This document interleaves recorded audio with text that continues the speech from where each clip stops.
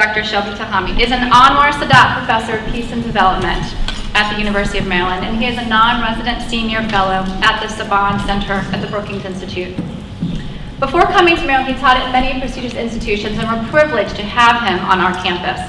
He shared his time with institutions such as Cornell, UC Berkeley, where he received his doctorate in political science, Ohio State, University of Southern California, Princeton, Columbia, and Swarthmore College. We invited Dr. Telhami to keynote this conference because of his work both as an intersection of academia and policy and his work as a practitioner. He served as advisor to the U.S. mission at the United Nations, the State Department, and former Congressman Lee Hamilton. More recently, he was senior advisor to George Mitchell, President Obama's special envoy to the Middle East for Peace in 2009 to 2011. He served in the Iraq Study Group and has been a member of the U.S. delegation to the trilateral U.S.-Israeli-Palestinian Anti-Incitement Committee. And he served on the U.S. Advisory Group on Public Diplomacy on the Arab and Muslim world. He's also a founding board member for an organization that works on education for employment. And as a member of the Council for Foreign Relations, he's drafted several reports on U.S. public diplomacy. I told him I had a lot of bullet points here to share. He has an amazing bio. He has written more books and more articles than I can possibly mention in this list. And if you're one of the first 50 people to attend the conference day, you received a copy of his book. I want to take a moment to call your attention to one quote on the back, just to give you a sense for the level of influence that he has. The book is titled The World Through Arab Eyes. And Jimmy Carter put a quote on the back, quote, "Too much debate on the future of the Arab world is based on outdated ideas about what the Arabs want." In The World Through Arab Eyes, Shibley Telhami captures the prisms through which Arabs see the world. He combines the knowledge and perspective of a major scholar with a treasure trove of Arab public opinion. This book will be valuable to anyone hoping to understand the rapidly changing region. And so with that, let me mention two more things about him, and then I will welcome him to the stage. He was bestowed the Distinguished International Service Award by the University of Maryland in 2002, and the Excellence in Public Service Award by the University Board of Regents in 2006. And with that, it is my great honor to welcome Dr. Shibley Telhami to the stage. So much. It's really a pleasure for me to be here. I'm so proud of the Smith School at the University of Maryland. I've seen how it started off being good and how outstanding it has become over the years. What I'd like to do today is talk about a theme that comes out of my new book, The World Through Arab Eyes. And just before I focus on three themes that I'd like to cover, I'd just like to say two things. One, that this book, which really is based on more than 10 years of public opinion polls in the Arab world, as well as American public opinion polls about the Arab world, covers a lot of themes. Obviously, I'm not going to cover them all, including attitudes toward democracy, social issues, political Islam, Iran, world powers, a lot of themes. I'm going to focus only on a few. And the second thing I want to say is that beyond my formal talk, I'm going to leave 10 to 15 minutes for questions and answers. And feel free to probe beyond what I talk about, either from the broader themes in the book or on issues that I'm following very, very closely. I'm writing not just on this theme, but I'm also following the Israeli-Palestinian negotiations very closely. I'm writing about them. What's happening in Egypt, I'm going back and forth and following that very closely. Certainly the issue of the nuclear issue with Iran, which I'm also following very closely. So themes related to American policy, particularly toward critical issues in the Middle East, beyond what I'm going to speak about, I welcome. But I want to focus my conversation with you today on three broad themes that have come out of my book. Let me start with an observation. I know that many of you, as many people around the world, were essentially galvanized in 2010, 2011, when the Arab uprising started. And this, the symbol of that, of course, was Tahrir Square in Cairo. We had millions of people very rapidly succeed in overthrowing an authoritarian regime that had been in place for a very, very long time. Something that no one really expected. And a lot of people looked around and say, oh my world, the Arab people really matter. Suddenly everybody was interested in what the people wanted, because people were out there in the street, seemingly alone, able to change, transform politics in places like Tunisia and Egypt and later Libya. And obviously we've seen how these uprisings spread, and then that galvanized a lot of attention. Now, the interesting thing is this contrasted very much with an attitude that has been in place for decades, not only among officials, but even among scholars or policymakers who said the public in the Middle East doesn't matter, in part because you have rulers who've been there forever, presidents for life or kings, and therefore who needs to pay attention to them? In fact, when I started this project, it was really back when I was writing my first book on the Camp David negotiations between Israel and Egypt. That book came out in 1990, and I was writing it, I was struck by how even in those negotiations, there was such a dismissal that Anwar Sadat, the president of Egypt at the time, had anything like a public opinion he had to worry about.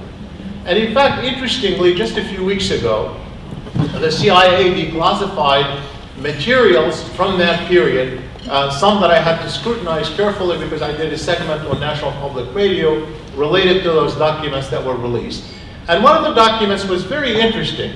Of course, the CIA was asked to make an assessment whether the president of Egypt then, Anwar Sadat, had domestic support for his initiative to make peace with Israel. This was a radical step that he undertook, and they were making an assessment whether in fact he had domestic support. And so the CIA document was very interesting because it said, it came out of Cairo, we don't know exactly who wrote it because that's crossed out, but it said, look, he needs the military, he probably has the military support. He needs the bureaucracies, he probably has their support. What about the people of Egypt? At the time, they said that there were 35 million people in Egypt, now by the way over 85 million. And they said, well, of those 35 million, you have between the people who live in Upper Egypt, the Delta of the Nile, and the poor in the cities, they added up 32 million people of the 35 million people. He said, you don't have to worry about them, they don't matter. Why, of course, the logic was that these people don't count in, Sadat isn't really listening to them, or they're not helping, they don't have a direct line to shaping policy. That was, by the way, also the Israeli posture at Camp David, which is what actually got me thinking. And I knew that to be wrong. Because, think about it for a second. Yes, people didn't matter in the same democratic sense that we have in terms of voting, but think just for 1 minute. What happened? There was a peace agreement, one which was mutual compromise to be sure. Anwar Sadat was assassinated. He was killed, partly for signing that agreement. And not only that, but that was the beginning of a militant insurgency in Egypt that gave rise to Ayman Zawahiri, who's now the head of Al-Qaeda. And you could say public opinion doesn't matter. That would be an understatement of major proportions. So my own view from that point on was, this is a wrong view of the way the Middle East works. Publics matter even in dictatorships. And rulers always behave as though public mattered, even when they can seemingly disregard them. But we have to understand that. We have to understand what is the relationship, how they matter, and how is that changing. And of course, by the mid-1990s, we had something extraordinary happen, which was that you had the rise of satellite television. Of course, the beginning of what we now see as a bigger information revolution that includes the internet. But that profoundly changed the importance of public opinion in that it took away the government's ability to monopolize information. They lost that monopoly. And if you look back in 1990 and you ask people in the Arab world, where do you get, what is your principal source of news?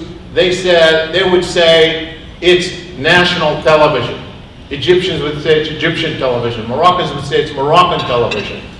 by 2010 of the Arab uprising, in every Arab country I polled, that includes Egypt, Saudi Arabia, Morocco, Jordan, Lebanon, the United Arab Emirates, in every one of those countries, when you ask people, where do you get what is your main source of news, they mention an outlet outside their own boundaries. Outlets that their own governments don't control. And so from that point on, it was clear to me that we need to have an empirical understanding of this transformation of public opinion and the role that it's playing in politics in the Middle East. So I undertook this long project of doing at least 10 years of public opinion polling, in which my interest wasn't just knowing what opinion is in the Arab world on major issues of the day, but how that information revolution that we all are talking about, how it is changing not only opinion of people on major issues of the day, but also how it is transforming people's identities, how people define themselves, who they are. And in fact, that is the more important question than opinion itself. And we needed to do that empirically, and we needed to have year by year to see what kind of change we have to be able to understand the dynamics. So today I would like to give you some of the results on one key theme and tell you about the implications, and then end up with some broader comments about what it is that we're witnessing in the Arab world. What are these Arab uprisings? What's new in them? How are they likely to move forward from country to country in the Arab world? Now, for me as a scholar, when I study public opinion, of course I'm interested in public opinion. Everybody's interested in public opinion, and we know, it's particularly in democracies, we know what people want or who they're going to vote for. All of that is, of course, interesting, but we all know that public opinion changes. We all know that that's an important factual question that might have behavioral consequences, but it's not the most interesting intellectual question. So for me, when I'm designing a poll, when I'm asking people what they think, I'm not just trying to get their opinion. That's actually the sideshow for me. That is the sideshow for me. I am trying to get at the prism through which they see the world. I'm trying to get at the framework of reference that they employ when they give an opinion on a specific issue. I am trying to get at their identity on core issues, to understand what motivates them, what keeps them ticking, what gives them the impulse to express a particular opinion. That's really what's interesting in polling. It's not the opinion itself. The opinion itself, yes, it has relevance, but it's really trying to get at that framework. And I'm going to start, therefore, with what we have learned over the decade preceding the Arab uprisings, and really since the Arab uprising, about that transformation of Arab identity. A key theme that can tell you a lot about how people express their views and why. And so understanding that people are complex, we all are. We all have many aspects of our identity. Some of them are collective, some of them are personal. And some of them are ethnic, some of them are religious, some of them about citizenship, some of them about gender. We all have multiple aspects of identity that we care about. And certainly, even political identity in the Arab world, we've always understood that Arabs are complex, that they have multiple selves that they care about. They're at once mostly Muslim, they're Arab, they're Egyptian or Jordanian, they're citizens of the world, and sometimes they have tribal or regional identity. They're all these things. Nobody can take that away from people because people are complex. But here's the thing. People don't pay the same attention to every single aspect over time. We have a selection process in our mind about what it is that we care about more at any given time. And so I designed a question, and a few others to follow up on it, trying to see how people value different aspects of their identity. So I asked them, I know you're all these things. You're Egyptian, you're Muslim or Christian, you're Arab, and you're a citizen of the world, but which one is most important to you today?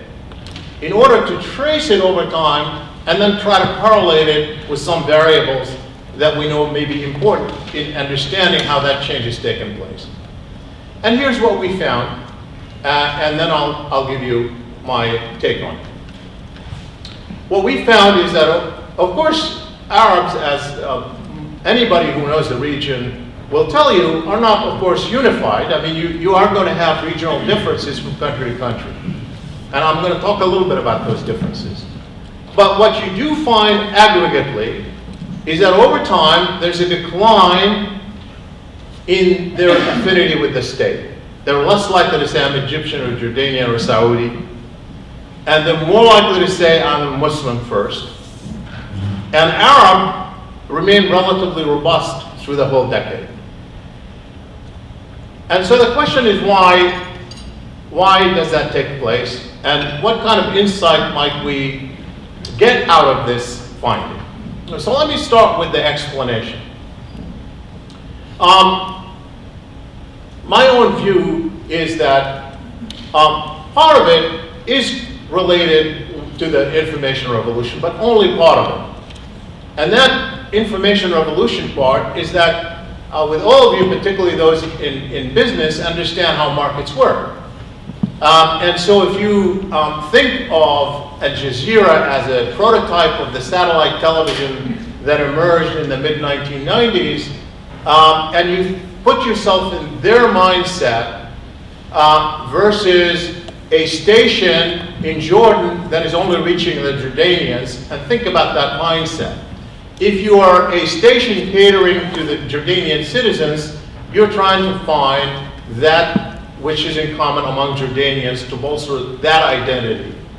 If you're Al Jazeera or Al Arabiya or any of the satellite television stations, your market is instantly transformed from the local market to the Arab world market by virtue of the language. 350 million people who are Arabic speaker who can understand what you put on television. And that transformation means that when you're trying to get an audience, you're going to produce the product which appeals to the largest possible audience. And it's not going to be the Jordanian or the Yemeni or the Egyptian, it's going to be the Arab and the mostly Muslim. Because those are your prototype consumers. And those prototype consumers are the ones that you're going to cater to in putting the products on the table, meaning those things that appeal to the largest possible audience. So in part, there was a reinforcement mechanism that comes out of the media. But in the research, that doesn't tell us the whole story, it only tells part of the story. Because in my own view and my own interpretation, what happens in the selection of identity is that people operate with two principles on two ends of the spectrum. On one end, they jump on that aspect of their identity that appears to be winning in delivering their core aspirations. And they dump that which is not delivering. And on the other end of the spectrum, you rally behind that aspect of identity that's most under threat. You are what you have to defend. And on the first one, I could tell you that doesn't come as a surprise that in the Arab world throughout the whole decade and beyond, there was a sense that the state has failed in delivering on their aspirations, particularly in the decade preceding, on both domestic and foreign policy issues. Undoubtedly, and that is multiplied because here in America we think we can differentiate between President Obama and the United States of America, or President George W. Bush and the United States of America. But if you've got presidents for life, like as in the case with Gaddafi, and up to a point to Mubarak, it's very hard to think ruler separate from the state. And if you're angry with the ruler, you're angry with the state. It's very difficult to make that kind of differentiation. On the other end of the spectrum, I think that is highly, the reason why people embraced Islamic identity is highly misunderstood in my own view.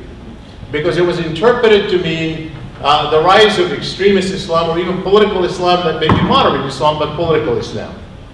And I would beg to disagree with that based on my analysis of the findings. And here is what I say. First, of course, people mean many things when they say I'm Muslim first. It could be just a religious, or it could be cultural, it could be political. It could have many meanings, for sure. But we do know, of course, that some people are going to be asserting a political identity, and some people are going to be asserting an extremist identity. But when we look at the polling, what we have found is there was no evidence of an embrace of a puritanical Taliban-like identity in the Arab world. For example, throughout the whole decade, when we asked people, what aspect of Al-Qaeda do you admire most, we had those who said that they embraced their puritanical Taliban-like agenda were always in the single digit. We're always in the single digit. And mostly, if they admired any aspect, it was the fact that they were seen to stand up to the United States or speaking about causes they care about, but not their specific agenda. Similarly, when you look at, even after the uprising in 2012, on the eve of the Egyptian elections, when we asked Egyptians whether they wanted Islamic Sharia law to be a basis of the new constitution, you had roughly 2/3 say yes, which, by the way, it was also in the era of Mubarak. And people sometimes interpret this to mean that, here's an example, they want to apply Sharia law. But when you then push practically and ask the question, do you want Sharia law to be interpreted literally, including to penal code, or do you want it to be applied, adapted to modern times? We had over 80% say adapted to modern times.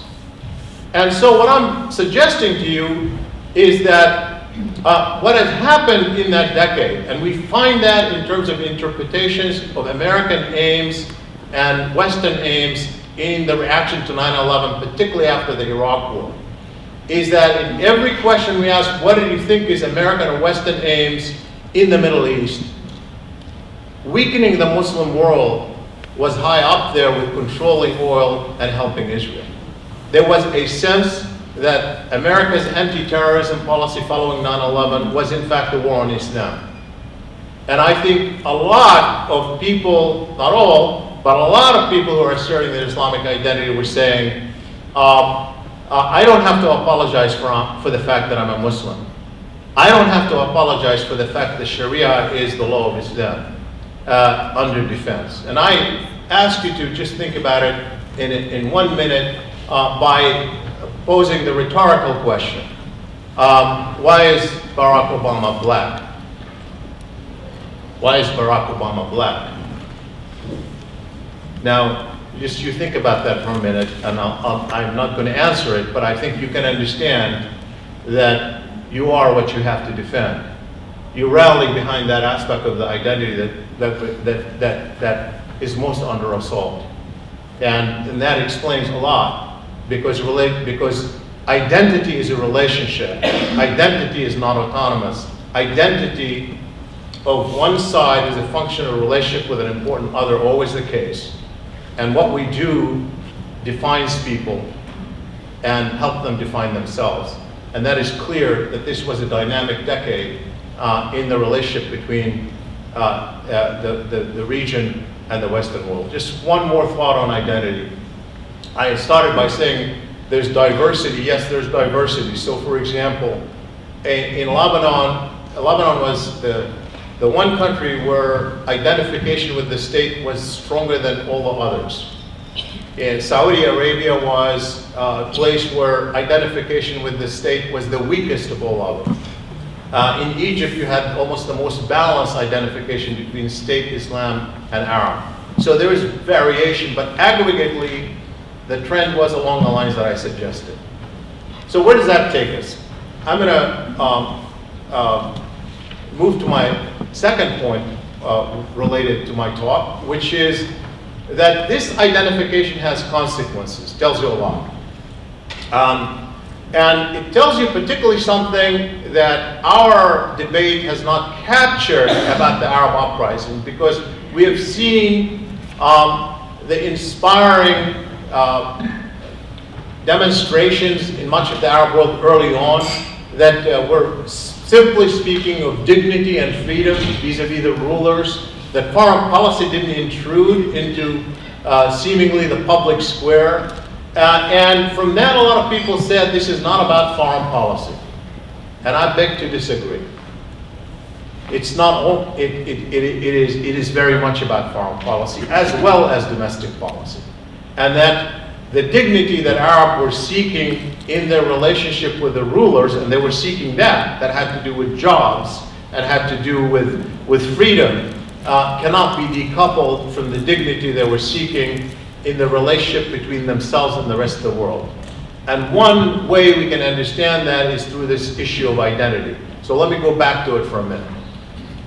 What does it mean when you say I'm an Arab first or I'm a Muslim first? And by the way, 2/3 of Arabs say they're either Arab first or Muslim first. So you only have about roughly 1/3 or a little over 1/3 who say their first identity with the state. So what does it mean when you say I'm an Arab? Doesn't matter whether you mean by it religious or ethnic or political identity. What it does imply instantly that you care about other Arabs and Muslims outside your own boundaries. It instantly says that your interest isn't just within your own boundaries. It is beyond your own boundaries, immediately. And even we go one step further in testing that hypothesis by asking a question, which is, do you believe the role of the government is to serve the interests of its citizens or to serve the interests of Arabs and Muslims? And we have more than half say the role of government is to serve the interests of Muslims or Arabs. And that is something that tells you profoundly that yes, they care, of course they want the government to cater to them, but they do care beyond that. That's one consequence of that identity. But I'll give you two other points to show that foreign policy was very much part of this mix of Arab anger. One is, look at that decade that preceded the Arab uprisings. From 2000 to 2010. You look at that whole decade. And you say, what mobilized the public throughout that whole decade? What was particularly unique about that decade in the Arab world? And I would say it's not so much economic upheavals. The economy was pretty bad, yes, but it had been bad before. There was nothing really particularly differentiated over the decade that you can say this is what explains the newness that brings about a revolution. It's not like it was much worse than previous decades. The decade is characterized by foreign policy upheavals that not only mobilized the public, but it really mobilized the new media that emerged, the satellite television media. And if you look at the coverage of that media for that whole decade, it was mostly on foreign policy issues. Why? Because that decade for Arabs was mostly characterized by foreign policy troubles that were humiliating to them, starting off with the collapse of the Israeli-Palestinian negotiation and the bloodshed between Israel and Palestinians in 1990 and in 2000 and 2001. And then, of course, after our own tragedy in 9/11, our war on terrorism, the war in Afghanistan, and then the war in Iraq particularly, that 90% of the Arab people opposed and believed that the rulers were acquiescing in or supporting in a humiliating fashion to them, that galvanized much of the discourse for a good part of that decade. And then the 2006 war between Israel and Lebanon, and the 2008 and 2009 Gaza war. All of these things were the ones that galvanized public opinion. Those are the things that were highlighted by the new media. Those are the things that angered the public over that decade, in addition to their anger with the government that was already strong because the government wasn't providing freedom, wasn't providing job, wasn't providing good education. You cannot decouple the domestic from the international in their pursuit of dignity. And one final point to make this case. In that whole decade, I have one question, again, that tries to get at the prism through which Arabs see the world. What is it that they think about when they give an answer. I ask one question, which is, whom among world leaders do you admire most outside your own country? And in every single case, from really before the Iraq War all the way through the period following the Arab uprisings, in every single case, the leader selected was, number one, not even an Arab Sunni, and number two, it was one who was seen to defy either the United States or Israel or both.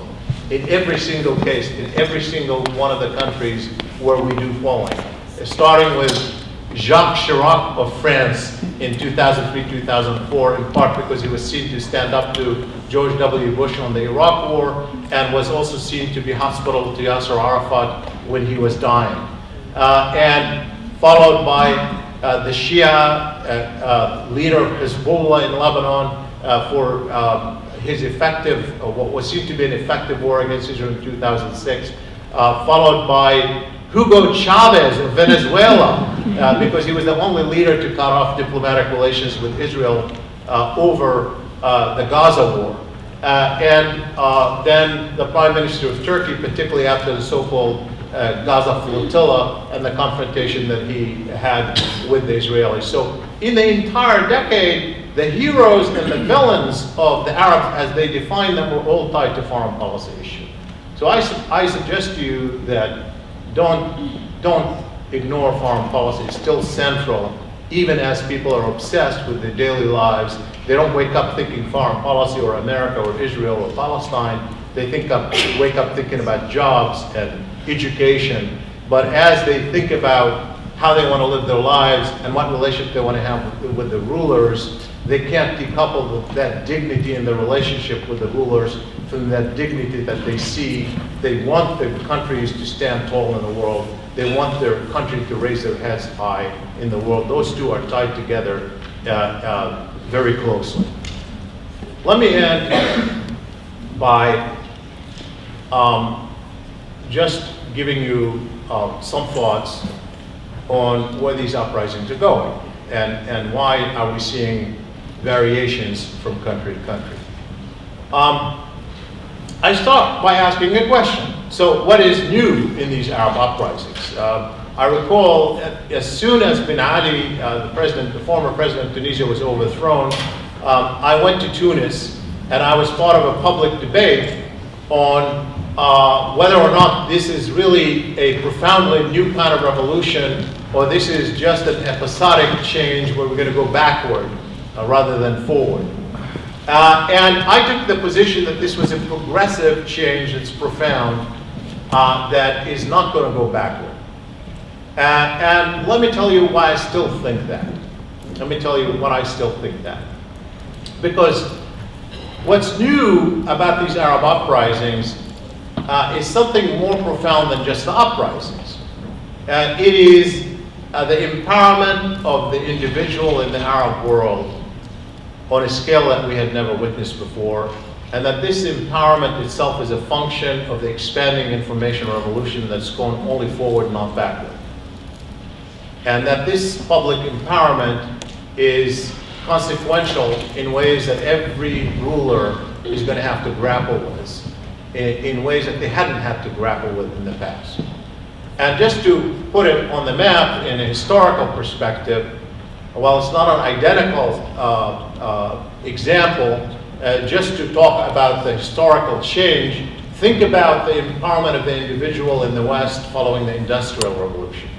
It took a long time, but what we understood, the transformation of the economy through industry that led to wage earning, and therefore demands for political and social participation of the individual, transformed Western societies in a way that we're still witnessing.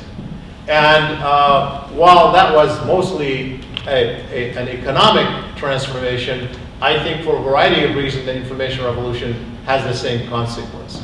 And no one can put that genie back in the bottle, no matter how hard they tried, because our economic progress is tied to the expansion of this information revolution. So fact number one is this empowerment is with us to stay. Now, here's the bad news. And the bad news is, the fact that you have an empowered public doesn't mean you have a unified public. So, to take any country you want, suddenly when they, I know we're all galvanized by the liberals of the Egyptian revolution initially. Those were the young men and women who were mostly liberal, who were astute and connected, and they were the ones who really generated the mobilization to the street. That was true in Tunisia. And suddenly when the elections were held, we discovered that the ultra-conservative Salafis actually were so powerful in ways that nobody even knew existed. Why? Because they were also empowered. And in Syria, we thought it was a straightforward people against the government. There was that, of course, because Assad, like many of the dictators, is a dictator who is disliked by a lot of people. And there was that aspect to it. But we also discovered that there are a lot of people who fear each other, sometimes more than they fear Assad himself. So we have the Muslim Brotherhood being mobilized. We have the Christians. We have the Druze. We have the extremist Islamist organizations, many of them coming from the outside. All of them are empowered, and that doesn't mean you have a unified place or that you have an outcome very, very quickly. Third, the fact that you have an empowered public never means that the public determines policy. Not even in full democracies. Look at the debate that we're talking about even now with the advent of this new book on capital, talking about how in some ways the gap between rich and poor and sort of the decline of meritocracy over time is undermining our own democracy because of the return on capital is driving the economy far more than actual economic development or economic growth.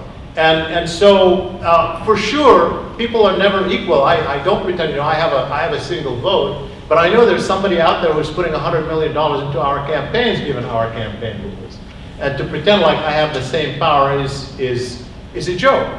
And so imagine in places where you have no entrenched democracies, you still have transitions, and you still have institutions that are going to be powerful, and everybody wants to maintain their hold on power. So the public has to deal with other sources of power, such as the militaries to start with. In every country where the military institution has been strong in the Arab world, actually the outcome of the uprisings in every place has been a direct function of what the militaries decided or didn't decide to do.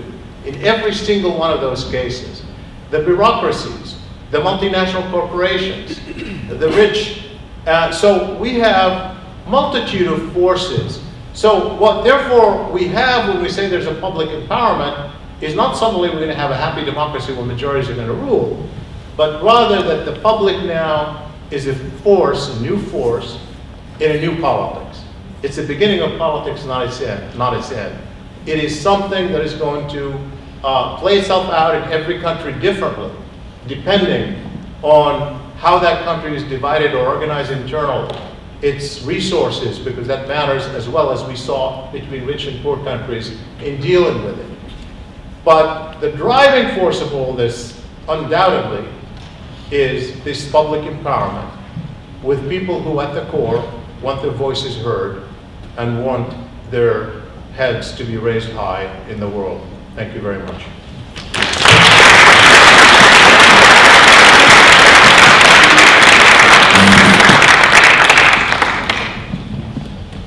All right, we'll have time for a few questions.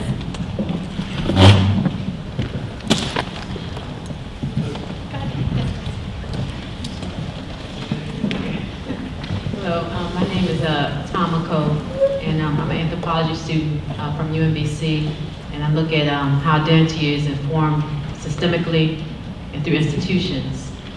My question was to you, I'm trying to formulate because you said a lot. When you talked about how a person rallies behind the identity that's under assault, and the speaker earlier talked about the the different types of culture, tight and loose cultures. And there's different things that can inform that historical memory. The Arab Springs, I believe you're saying they were responding to part of their identity that was an assault that was being informed by policy. So that produced the event Arab Springs, which the world became aware and responded to. Do you think the world was responding in themselves, the part of their identity that was under assault, or were they responding to the event, or were they responding to the information because of the information revolution that they were able to receive and now see this part of the Arab world? Well, if I understood your question correctly, you're asking whether the response to the Arab uprisings was based on a similar dynamic as the Arab response to the rest of the world. That is that correct? Was one informing the other Yes. all of a Well, sudden? you really you put your finger on something really interesting that I actually tried to capture. And I said something about it, which is that identity is a relationship. And so yes, we inform each other in a way. How we react, informs their selection of identity, and then how they respond to us informs our selection of identity. I mean, this is not a surprise, right? We've got, when George W. Bush got elected, he had 50% support, and then we get hit in a direct way in 9/11, and suddenly the next morning he gets 90% support because we say we're all American, we're all in it together, we're all scared. That if we put our differences aside, it's just what happens, naturally. In the book, I tried to do that by doing parallel public opinion polling in the United States about the Arab world. And I have a chapter on, it's called From 9/11 to Tahrir Square, the Arabs in American eyes, and to show that it's a dynamic game. And that in fact, one thing that we've seen, of course, 9/11 generated fear, so we had, this wall that came up. And then Tahrir Square inspired more. Said, oh, they're more like us instead of like they're threatening to us. And we saw that actually. In fact, it's interesting. Right after the overthrow of Mubarak, in the polling, I had majority of people say they had a positive view of Arabs and positive view of Muslims, if not of Islam as a religion per se. So it's kind of an interesting thing. So I agree with you. I think it's a very, very much a dynamic relationship.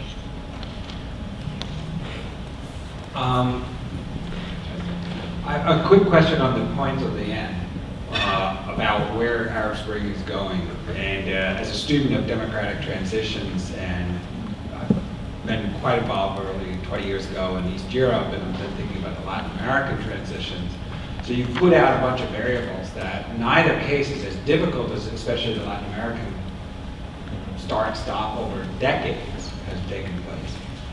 Now you're including not just the military, but also these ethnic and confessional divides that neither region that we think about comparative examples has existed. So I'm wondering, do you just, for my mind, I would just see more fragmentation than any sort of smoothness, and almost like that. Then I wonder whether Tunisia can really withstand that pressure, right? Because it's just this little island. It's a good question, and whether or not we're really on the verge of turbulence that's not going to be contained for a while. And in places like Syria, for example, you can see it. It's not, it's hard to figure out what is a happy ending. And you don't need to have ethnic conflict to have division. I mean, look at Egypt, where it's, you have 10% are Christian, but, of the 90% who are Muslim, overwhelmingly Sunni, the Shia are, insignificant, tiny minority. And look at the divide between secular, if you want to call it that, sort of secular and non-secular, that is become so demonizing in the short term. So all of that is true. I think what everybody will be looking for is a successful model to emulate. And that's why I think, so when you talk about Tunisia, or for that matter, Egypt, I haven't given up on Egypt. I mean, Egypt is going through a turbulent period, and we'll see what happens in the next year or two, and we might have to have a couple of rounds before people come around. But they need a happy model to emulate. Tunisia for now is moving deliberately, and for some people it may provide that, but you're right, can it withstand the pressure? For one thing, people are assuming the military will not intervene. Now, for now, the military, I mean, this is people talk about how the Tunisian Nahda party, the one that won, is handling it is relatively well, principally because it has a very enlightened head, Ghanouchi, who has been very thoughtful and understanding that when you are in transition, unlike in democracies, it's not enough to have 51% victory, which would be enough in our election. You need to have consensus to be able to have sustained dialogue and stability. But all of that is still resting on a decision by the military. I mean, the military could decide to intervene, just like it did anywhere else. We don't know whether they will or not. It's going to depend on what happens. So for sure, I think it's an unstable period. I don't think anybody has a real answer to it. It's complicated by the fact that it's not just country by country, but the interconnectedness across the Arab world matters. For example, in Syria, we know it's not just an internal conflict. Much of what complicates it is a strategic struggle ground for Saudi Arabia and Iran. It is a global struggle between Russia and the US. Its neighbors have a stake, and they all have presented aid to one party or the other in a way that complicates it. In Egypt, while Egypt, they don't have people who are coming in to fight from the outside, and the fact that the Gulf states, Saudi Arabia, the UAE, and Kuwait, are so invested in defeating the Muslim Brotherhood and so investing in seeing the military have a stronghold on power that they're pouring billions of dollars into the Egyptian economy, without which I think Egypt would be far more in trouble than it is. So it becomes also a transnational dynamic to make it even more complicated. So yes, I think it's very hard to know how this is going to end, and anybody who pretends to know, I think, is not looking at it realistically.